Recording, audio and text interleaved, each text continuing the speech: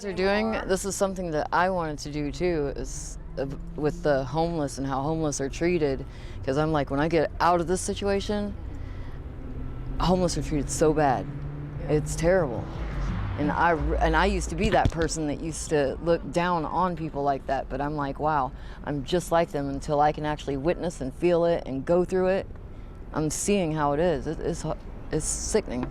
How long have you, so today we're here in Las Vegas with Hope, and how long have you been in this, so your current living situation is? I'm homeless right now due to a domestic situation. It was a violent domestic situation with my ex, and I'd gotten hit in the back of the head, and he was facing attempted murder, and he got off 3 years probation. Found out that he wasn't paying mortgage, so it put me in a homeless situation, and ever since, for probably like the last couple of years, I've been homeless now. So first time ever since, and I've been here in Vegas for 20 years. You've been in Vegas for 20 years, and then homeless for the last couple of years? Yep. So how do you survive each day to... As I was talking to you a little bit ago, I do panhandling. And I go around and I ask people if they can spare any change for food or whatever it might be. And I have people come, when I ask them, they're like, you don't look homeless. I'm like, well, what's homeless look like? I said, I want to hold a sign and say, what does homeless look like? What does hungry look like? You don't know, there's doctors doing drugs, don't look like they're doing drugs. I'm homeless, but at least I care about the way I look. I can't let myself all go. I do care somewhat about myself. Thank you. Are the people pretty nice? No.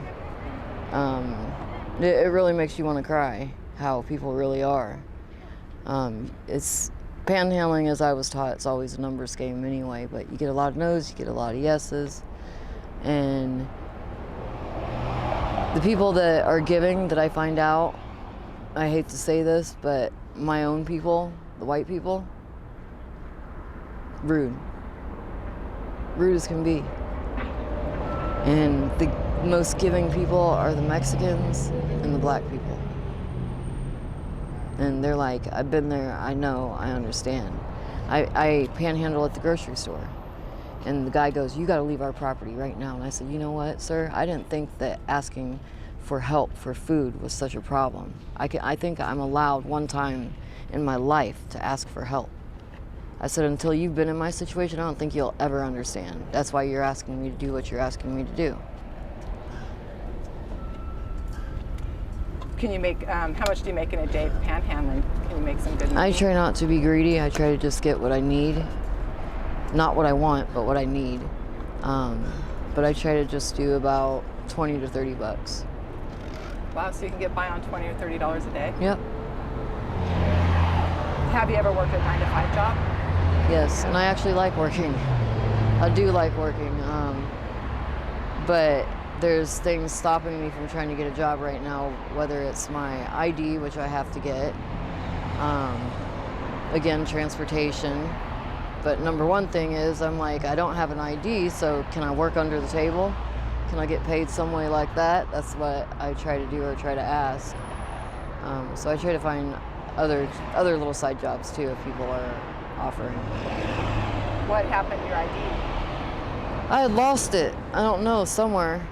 Especially being homeless too. If you have a phone or if you have ID, there was a current situation with a person not too far from me. His stuff had gotten stolen this morning, so he was quite upset. He's like, that's all he has and it's all he owns, and he can't afford to get nothing.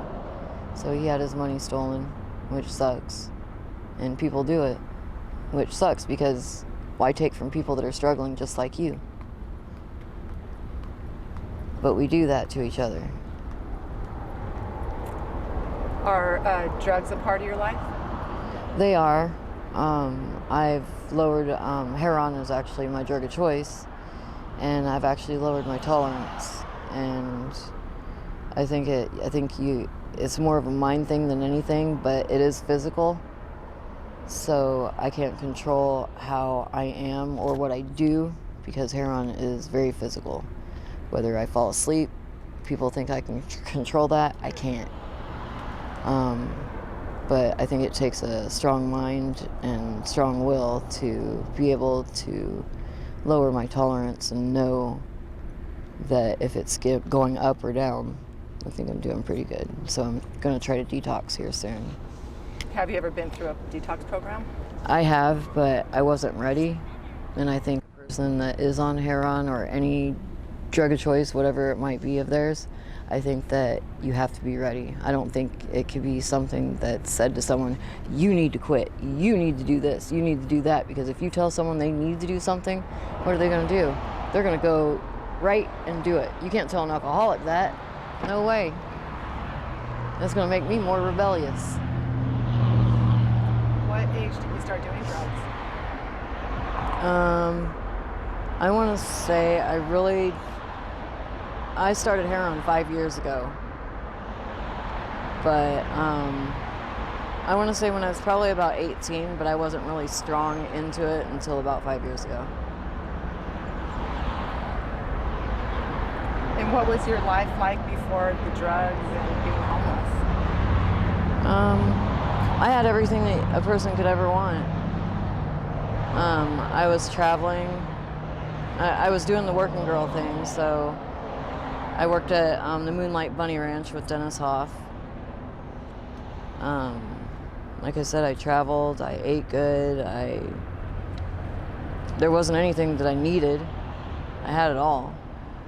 But it took me to this point to realize that having it all, I still wasn't happy. I could be like this and be amongst people that are just like me right now, and I could be happy just like this. Hey, that doesn't belong to you. Did you say you worked at the bunny ranch? Moonlight Bunny Ranch, I used to. And what did you do there? It's a brothel. Okay. It's a sex brothel, so I worked there for a little bit and quit, but now I'm actually out of that too, so I usually try to tell people, anybody that wants to get involved into that, it's not for everybody. And I say it can take a person's soul, and it really can, if you allow it to. So do you make good money at the brothel? I did. Fast money is fast money spent too. So as quick as you get it, it can be gone just as fast. So they take a big percentage of the money that you earn? It's half and half. If I were to make $1,000, they get 500 of it, and then on top of that, I have to pay federal taxes on top of it. So it's like I'm getting double whammy. It sucks, but it's safe. They make a safe environment for you. It's fun. You gotta love what you do, and I did. I loved what I did. It was some interesting people. And so I notice you're living here in a lot in a tent. Mm-hmm. So do people leave you alone, or is it dangerous out here? For the most part, I think it's people that you know.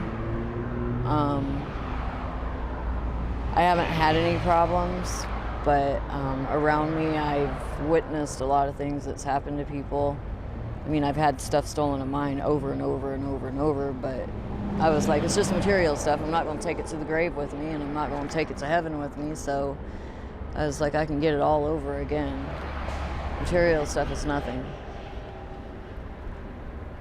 And after being homeless for the last couple years, what's the most important lesson that you've learned? Loyalty and friendships. Do you have friends out here? I have one really good one. And life, I mean, everything that I've gone through in life, it's all been a learning experience for me, but this one's been the hardest one. But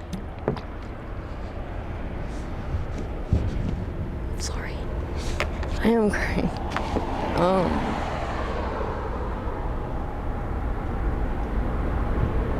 I had to find myself.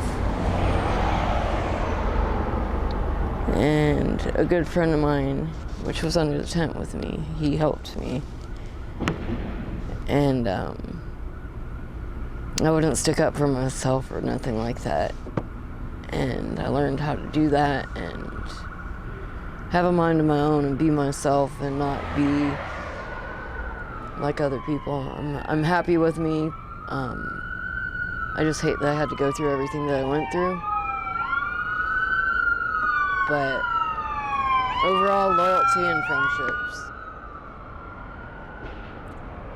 I'm glad you have your friend over there. Thank you so much, Hope, for our interview. You're welcome. And are you okay with us using it on our YouTube channel? Yep. Thank you. You're welcome. So how you doing, cameraman? Thank you. And I'll take this.